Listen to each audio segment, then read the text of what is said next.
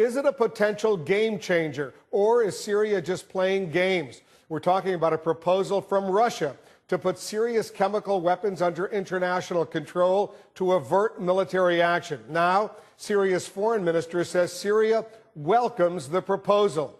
Our senior international correspondent, Nick Payton-Walsh, is joining us from the United Nations. And Nick, the Secretary of State, John Kerry, actually mentioned this as a hypothetical proposal earlier in the day. The State Department quickly backtracking, though.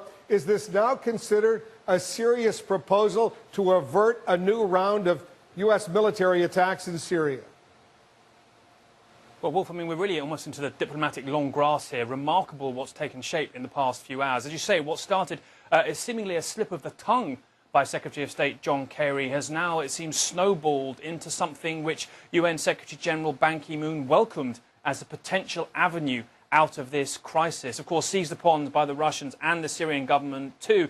You've got to bear in mind, cynically perhaps, this process could take a number of weeks if it got underway, in which, of course, international opinion may begin to side along with those who say the UN should be allowed to do its work to assess what stockpiles are even there. Let me just read out to you what Ban Ki-moon, the Secretary General, said in a press conference earlier on. I'm considering urging the Security Council to command the immediate transfer of Syria's chemical weapons and chemical precursor stocks to places inside Syria where they can be safely stored and destroyed. Now, that, of course, raises a whole load of practical issues. Who would be sure enough that these chemicals were actually moved? Do they represent the entirety? Have some been transferred to other organisations in different countries?